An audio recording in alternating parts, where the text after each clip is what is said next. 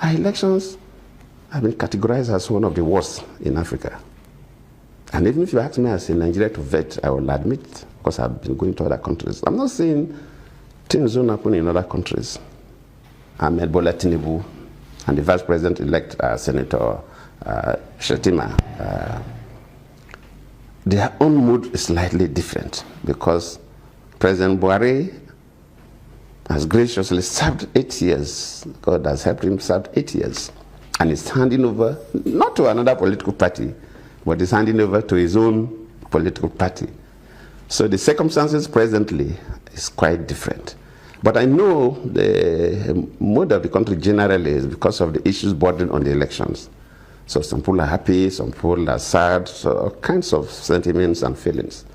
In my own time, especially the 2015 election, my ministers, my senior officers, people who worked with me, there was this fear that this one that we've lost the election, what will be our fate? Will the new government just throw all of us into jail without giving us even fair hearing? Because government is next to God, can decide to do anything. That fear was in the minds of people. Some people feel, could I even run away? Should I stay in the country? But to them, that will not be much of a problem because it's the same party that is taking over.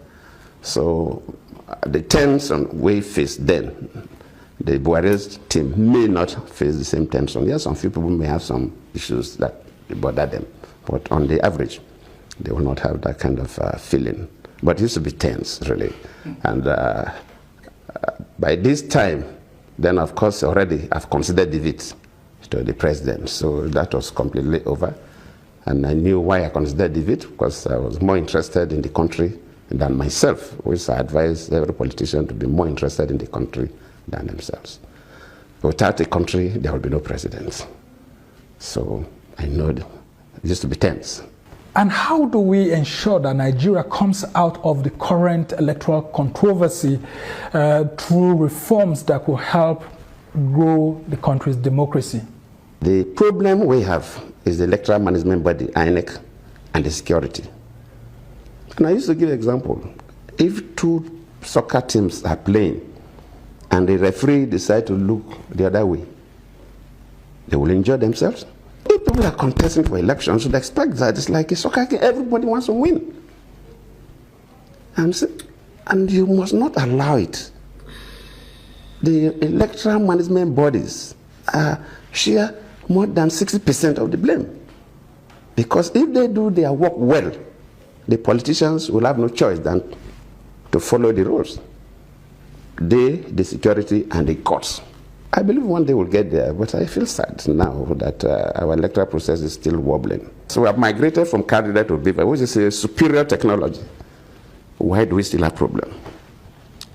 Manual voting, we have problems in this country. Electronic, we have. So where is the problem coming from?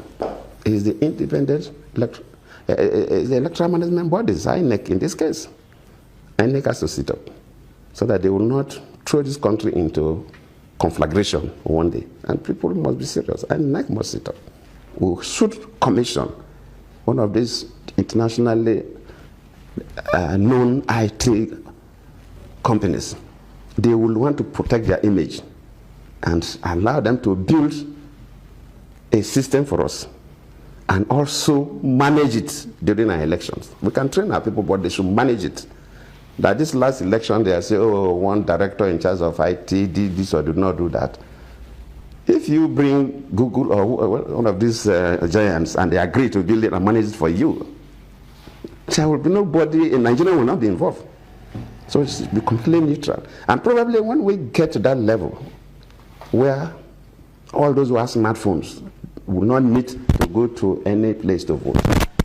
You bring out the, take it, go to your unit and press the button and you vote. You can vote in your kitchen, you can vote in your bedroom, you can vote in your sitting room, you can vote in your car.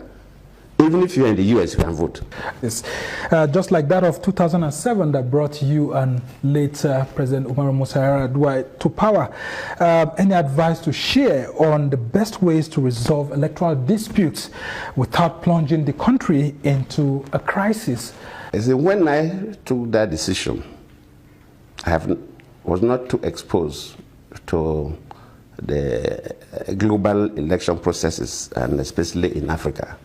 And since I left office, I've been leading election observation missions. Even this year, I'm going to lead the African Union team to Zimbabwe, and the elections will come up. They already gave me the letter, pending when the government would fix the date for the election. So I've been involved in a number of elections now. But one thing about Nigeria, which I believe we must correct, and which a decision I took when I was the vice president, that if I have the opportunity to be corrected, is this idea of conduct of elections. Probably that made me to appoint somebody I did not even know to be the electoral umpire. And a number of people say you did the wrong thing. Some people felt, well, you wanted to correct something. I feel worried that in Nigeria, our elections are still so controversial. We have not accepted our electoral results. We are the giant of Africa. If we have not gone to the moon, then at least we should be in position to lead Africa in terms of democracy. We should be able to conduct free and fair elections that other African countries say, look, why not do what Nigeria has done? Why not all of us behave like Nigerians in terms of conducting their elections? Our elections have been categorized as one of the worst in Africa. And even if you ask me as a Nigerian to vet, I will admit, because I've been going to other countries. I'm not saying things don't happen in other countries, but we really, really need to improve our standard of elections. A country like Tanzania, presidential elections don't even challenge in court.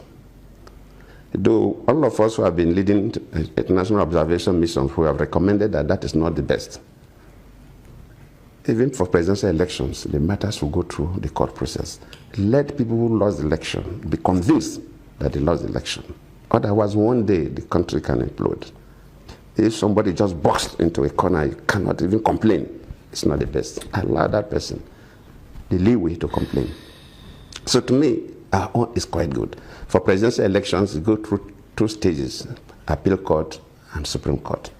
For governorship elections, unfortunately, go through three stages, but I believe that aspect of the Constitution or the electoral laws will be amended. Three stages too much. What's your wish for Nigerians as we go into this new democratic dispensation, and if there is any advice for President Bola Ahmed Tinubu and Vice President Kashim Shettima? One advice I will give, and I believe most of that will give them, is that the journey towards election passed through two major stages, the party primaries and the main general election. And all these stages, there used to be a lot of fireworks.